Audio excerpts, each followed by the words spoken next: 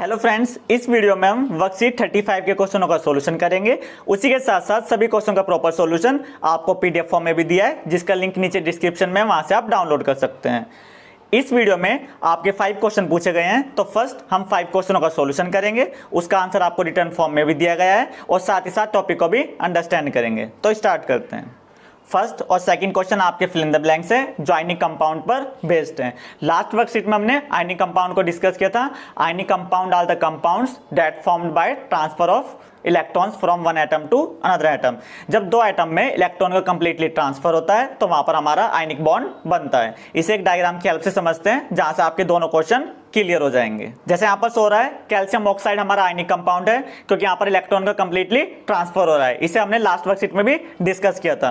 Calcium का जो electronic configuration होता है वो 2882 होता है, और जो ऑक्सीजन है उसका इलेक्ट्रॉनिक कॉन्फ़िगरेशन 26 होता है।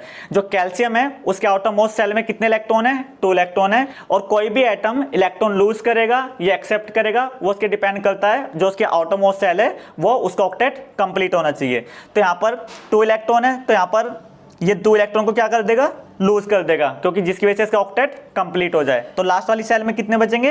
8 इलेक्ट्रॉन बचेंगे, जिससे इसका ऑक्टेट कंप्लीट हो जाएगा। और ऐसे ऑक्सीजन एटम के आउटर मोस्ट सेल में 6 इलेक्ट्रॉन है, ये 2 इलेक्ट्रॉन एक्सेप्ट कर लेगा, तो यहाँ से इसके इलेक्ट्रॉन कितने हो जाएंगे? 2 और 8 हो जाएंगे, इसका ऑक्टेट भी कंप्लीट हो जाएगा। तो इसलिए हमारा कैल्शियम ऑक्साइड क्या हो जाएगा? आयनिक कंपाउंड हो जाएगा। और इसके जो ऑक्टेट है, ऑक्टेट भी दोनों कंप्लीटली हो जाएंगे। अब कैल्शियम है वो इलेक्ट्रॉन का क्या कर रहा है? ट्रांसफर कर रहा है, इसलिए उसके ऊपर पॉजिटिव चार्ज आता है। और जिस भी एटम के ऊपर पॉजिटिव चार्ज आता है उसे हम क्या बोलते हैं? कैटायन बोलते हैं। और जो भी एटम या आयन इलेक्ट्रॉन को एक्सेप्ट करता है उसके ऊपर नेगेटिव चार्ज आएगा और उसे हम एनायन बोलेंगे। तो यही आपके fill in the blanks first में पूछा गया था। Atoms that gain an electron and thus obtain a net negative charge are called. जो एटम्स इलेक्ट्रॉन को गेन करेगा उसके ऊपर नेगेटिव चार्ज आएगा और उसे हम क्या बोलेंगे? एनाइन बोलेंगे। And the atoms that lose electron thus obtain a net positive charge are called cation. तो जो इलेक्ट्रॉन को लूज करता है उस पर पॉजिटिव चार्ज आएगा, उसे हम कैटायन बोलेंगे। और जो इलेक्ट्रॉन को एक्सेप्ट करेगा उस पर नेगेटिव चार्ज आएगा, उसे हम एनाइन बोलेंगे। तो यहाँ से आपका आयनिक कंपाउंड का टॉपिक भी रिवीजन हो गया होगा। सेकंड है ionic compound break when dash is applied. तो जो आयनिक कंपाउंड होते हैं, आयनिक कंपाउंड के बीच में जो आयंस हैं, पॉजिटिव आयंस और नेगेटिव आयंस, उनके बीच में एक स्ट्रॉन्ग इलेक्ट्रोस्टैटिक फोर्स होता है, जिसे ब्रेक करने के लिए हमें उस पर क्या करना पड़ता है? प्रेशर को अप्लाई करना पड़ता है। तो ionic compounds break when pressure is applied. तो यहां से आपको दोनों fill in the blanks clear हो गए होंगे। थर्ड क्वेश्चन है why do ionic compounds have a high melting points. तो जितने भी हमारे आयनिक कंपाउंड्स होंगे उनका मेल्टिंग पॉइंट हाई होता है, क्यों? थर्ड क्वेश्चन है why do ionic compounds have a high melting points. जितने भी हमारे आयनिक कंपाउंड्स होते हैं उनका मेल्टिंग पॉइंट हाई क्यों होता है? जैसा भी हमने डिस्कस किया था, जितने भी हमारे आयनिक कंपाउंड्स हैं वो आयंस में इलेक्ट्रॉन ट्रांसफर की वजह से बनते हैं। और जो आयंस होते हैं, आयंस के बीच में अपोजिट चार्ज होने की वजह से दोनों आयंस के बीच में एक स्ट्रॉन्ग फोर्स बन जाएगा, जिसे हम स्ट्रॉन्ग इलेक्ट्रोस्टैटिक फोर्स कहते हैं या इंटरआयनिक फोर्स भी कहते हैं। उसे ब्रेक करने के लिए लार्ज अमाउंट ऑफ एनर्जी की रिक्वायरमेंट होती है, इसलिए जितना भी आयनिक कंपाउंड्स होंगे उनका मेल्टिंग पॉइंट क्या होगा? हाई होगा।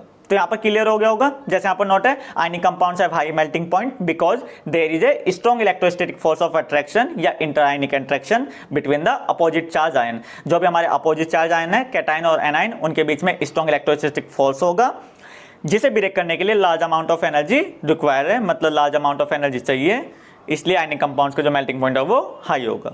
फोर्थ क्वेश्चन है why ionic compounds in the solid state do not conduct electricity but able to do so in molten state. जितने भी हमारे आयनिक कंपाउंड्स होते हैं वो सॉलिड स्टेट में इलेक्ट्रिसिटी कंडक्ट नहीं करते हैं, बट मोल्टन स्टेट में इलेक्ट्रिसिटी कंडक्ट करते हैं। तो जैसे यहाँ पर नोट है, in ionic compounds electricity is conducted by ions. जितने भी हमारे आयनिक कंपाउंड्स हैं वहां पर जो इलेक्ट्रिसिटी कंडक्ट होती है आयंस की हेल्प से होती है।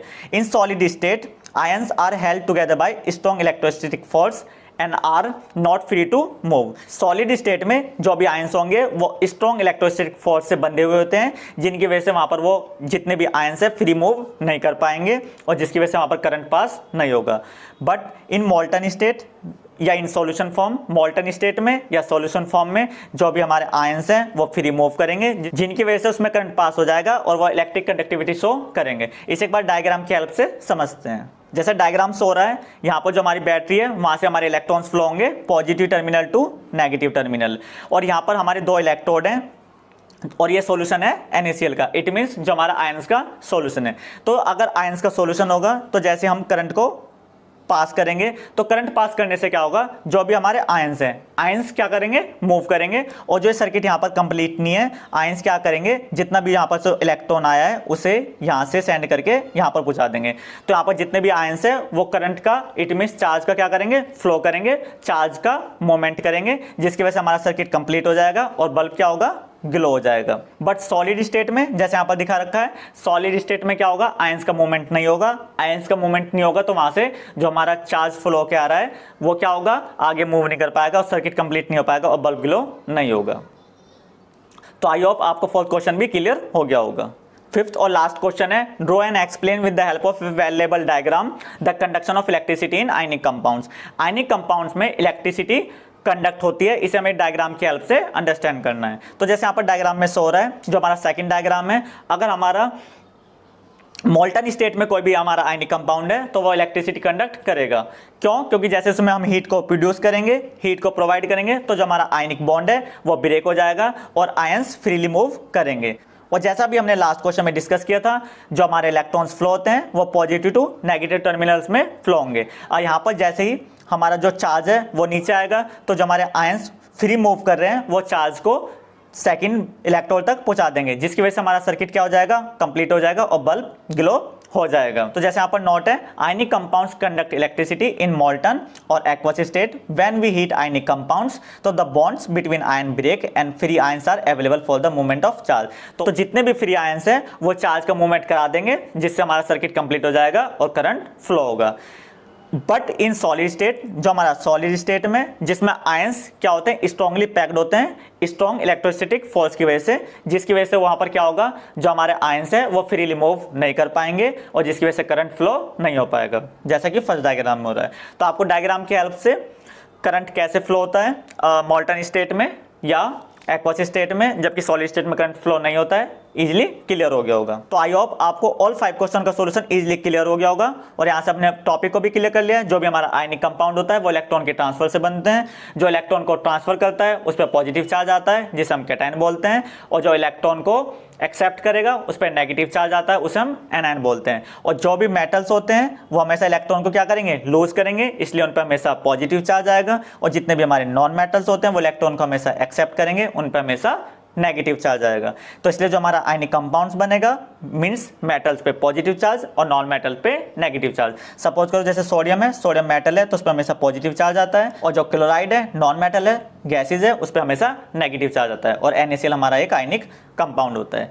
फिजिकल प्रॉपर्टीज वैसे मोस्ट ऑफ क्लियर कर चुके हैं। फिजिकल नेचर, इट मींस जो हमारा आयनिक कंपाउंड्स होते हैं, आयंस होते हैं, उनके बीच में स्ट्रॉन्ग इलेक्ट्रोस्टैटिक फोर्स होता है जिसे ब्रेक करने के लिए हमें प्रेशर अप्लाई करना पड़ता है। सेकंड है melting points and boiling point. तो जितने भी हमारे आयनिक कंपाउंड्स होते हैं उनका मेल्टिंग और बॉइलिंग पॉइंट ज्यादा होता है, जैसे इस टेबल में मेंशन है, क्योंकि जितने भी हमारे आयंस होते हैं, पॉजिटिव आयंस और नेगेटिव आयंस, उनके बीच में स्ट्रॉन्ग इलेक्ट्रोस्टैटिक फोर्स होता है या इंटर आयनिक अट्रैक्शन ज्यादा होता है, जिसकी वजह से मोर अमाउंट ऑफ एनर्जी चाहिए होती है बॉन्ड्स को ब्रेक करने के लिए। और थर्ड है सॉल्युबिलिटी। तो जितने भी हमारे आयनिक कंपाउंड्स होते हैं लाइक NaCl, KCl, ये वाटर में सॉल्युबल होते हैं, जबकि जो भी हमारा केरोसिन और पेट्रोल है इसमें इनसॉल्युबल होते हैं। और नेक्स्ट टॉपिक है कंडक्शन ऑफ इलेक्ट्रिसिटी। तो इसे हम 4th और 5th क्वेश्चन में अंडरस्टैंड कर चुके हैं। तो जितने भी हमारे जो मोल्टन स्टेट होती है उसमें करंट पास हो जाता है, क्योंकि जो उसमें चार्ज है, चार्ज का आयन के साथ मूवमेंट हो जाता है, जिससे हमारा सर्किट क्या हो जाएगा, कंप्लीट हो जाएगा। जबकि सॉलिड स्टेट में आयंस का मूवमेंट नहीं होता है, इसलिए वहां पर करंट पास नहीं होगा। ओके फ्रेंड्स, अगर वीडियो अच्छी लगी हो तो लाइक शेयर करना ना भूलें। Okay, thank you.